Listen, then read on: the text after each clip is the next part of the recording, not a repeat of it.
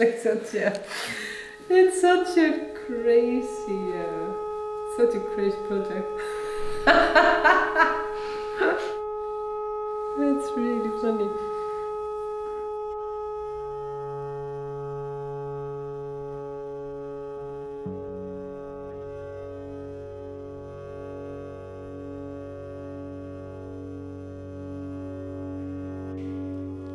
So my name is Hildur Guðnadóttir and I am a composer and cellist and dorophone player. So Dóri was that kind of friend who was really good friends with my really good friends in the band Moom. And so it was like this group of friends, right, who used to always hang out and meet together and in those parties was always music. So pretty much everyone, played instruments and were, jamming or playing something. And Halldór didn't play an instrument and therefore felt really left out in these parties. And this is obviously before the days of the smartphone, so if you feel left out in 1999, you kind of have to do something about it. You don't just go scrolling. So Halldór's way out of that kind of boredom was to build his own instrument, which was a kind of, obviously the party instrument of choice was very often a guitar. And the first version of the dorophone that he built for himself was an acoustic guitar with pickups and speaker, which he would then bring to these jam sessions. And obviously it was very popular because when you're doing all these schlagers and you're just it's a really popular party instrument. And the first versions were very kind of rudimentary. He would it was all self-built pickups and a speaker that he just found from some random speaker that he found in someone's flat or something, and so it was all very kind of DIY and experimental and somehow from there. Let's say, despite his huge popularities in these party situations, he kind of just started expanding this experiment, and he started working with different instruments as a kind of base instrument, right? So the first instrument is a guitar as a kind of core thing, and then he was working with a harp, and he tried all these different kind of variations of what could be the body for the feedback to happen, basically, because this is obviously just like a feedback situation. So I often explain it most simply as a kind of Jimi Hendrix cello, because you have a speaker that's a microphone that's getting sound from the string, who sends the sound to the speaker, and then you have this feedback loop that happens, and the way that this feedback operates is really dependent on first of all the electronics of the instrument and the body of the instrument, and also the temperature in the room and just how you're what's close to the instrument. So it's a very kind of physical activation that interferes or plays with the feedback.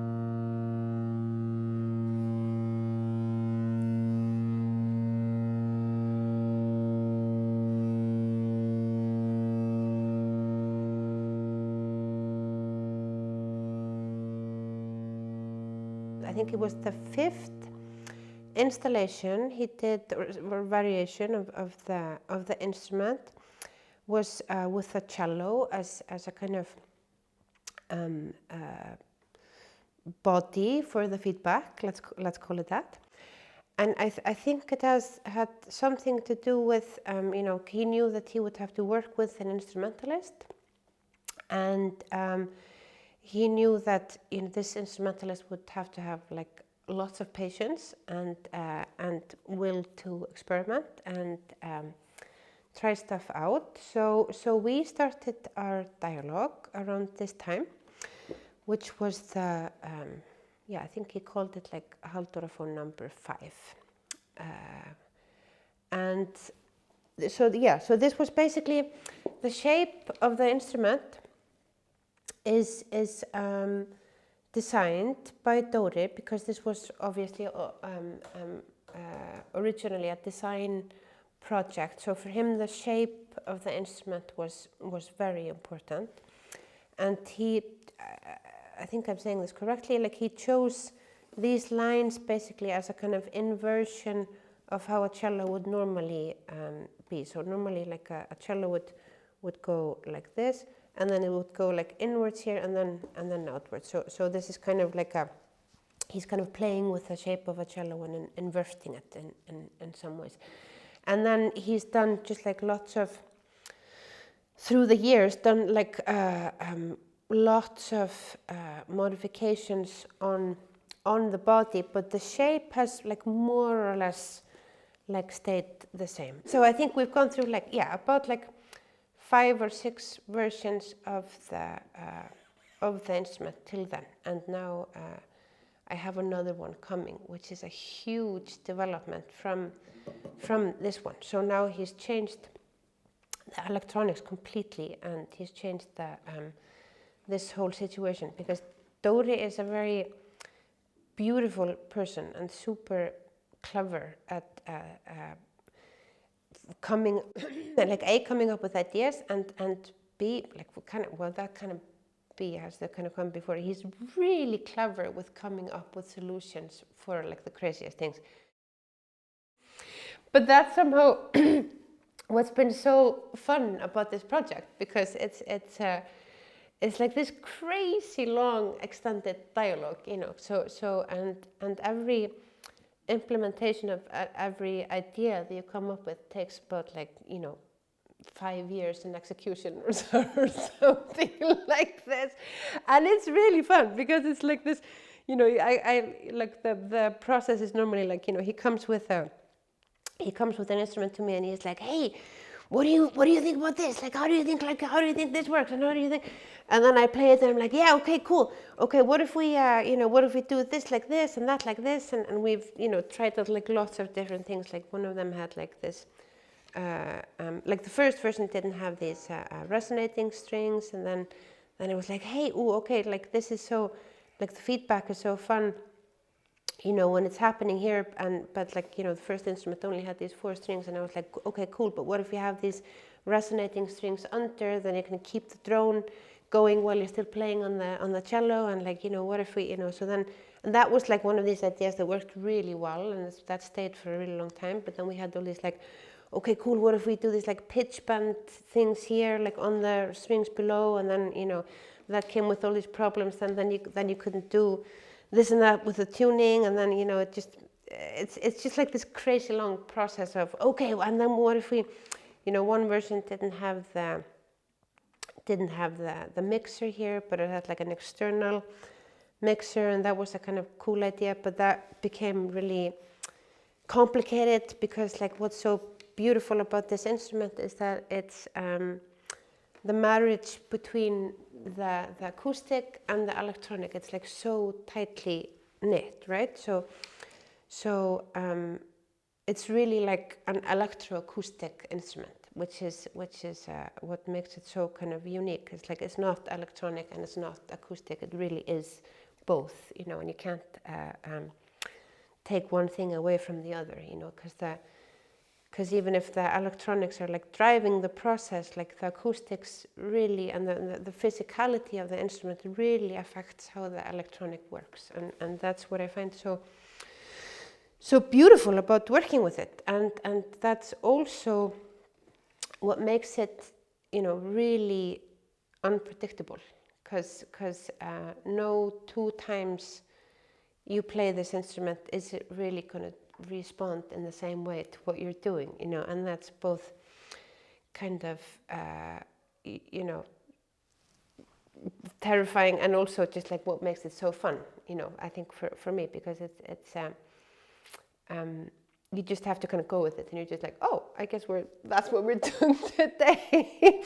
Because also like the tuning, for example, you can't really you can't really have like a standard tuning for the dorophone if you're wanting to like really work with the feedback in a way. Like what I really like to do with it is to see like now this, you see why you need to have different electronics in this guy.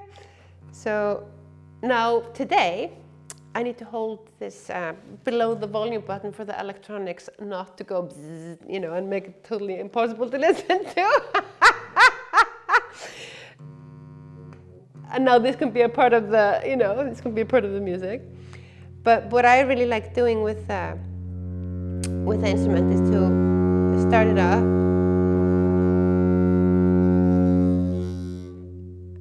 and then pick a place where the other strings are responding with, so I'm playing the second string, but I'm playing it with the third string. So it's the response of the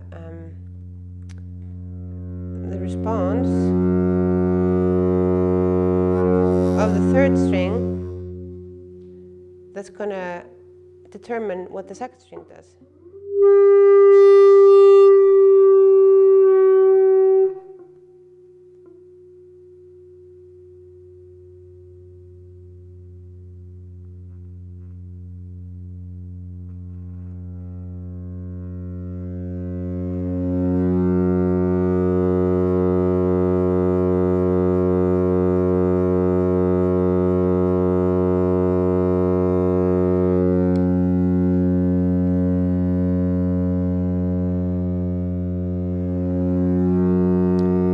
The way that I just move my body, I'm not doing anything with the string. It's going to affect the sound like drastically, you know.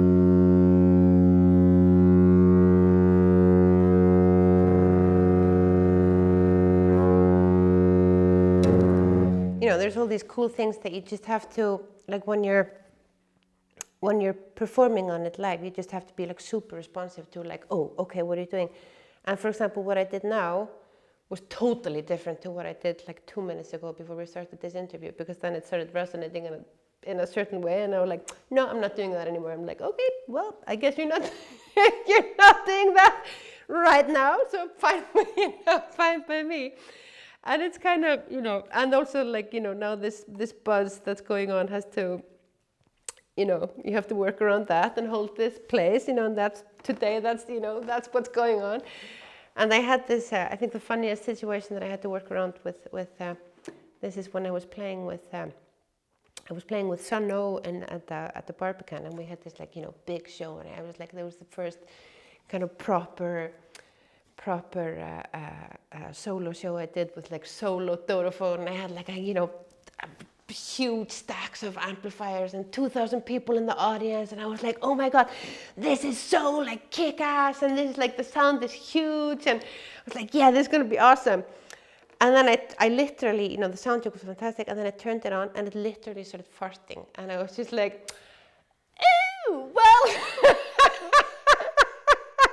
you know, I was like, you know, I'm like sitting and I was like, you know, as a performer, there's two ways to go about it. You either like, you know, you either stop and you know, you have to start again. And then of course you come across as the stupid girl who doesn't know how electronics work, and you know, no one likes that. Or you just play along with it and you're just like, yeah, that's exactly how it's supposed to go, which I obviously did. And so what happened, I figured out, because I was singing at the same time, and I was like, okay, this is all supposed to be like this, like, yeah. And what I figured out, like as I'm kind of singing and trying to figure out what's going on, that if I pressed the volume button, it would actually make sound. So I basically had to just play the whole show, like pressing down the volume button, you know.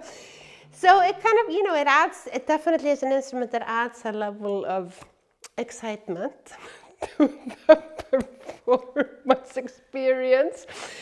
But, you know, but that's also what I find beautiful, and that's also what I find, like, you know, it just makes this, you know, the whole process just really fun. And because it's not just about music, you know, and it's not just about inventing an instrument. It's also like the core of this instrument is like so much about friendship, and so much about like just developing something with your friend, and and that's why he started even making these instruments, because like, hey, I really want to hang out with my friends, I also want to be a part of this.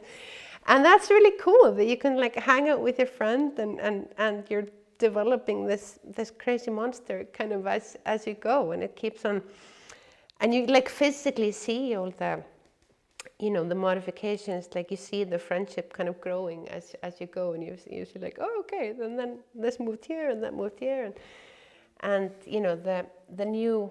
the new version, which I just tried out a couple of months ago, is like so different from this, and I was just like, when I tried it out, I was just like, whoa, that's like a whole other universe, like, the electronics don't buzz, that's so cool.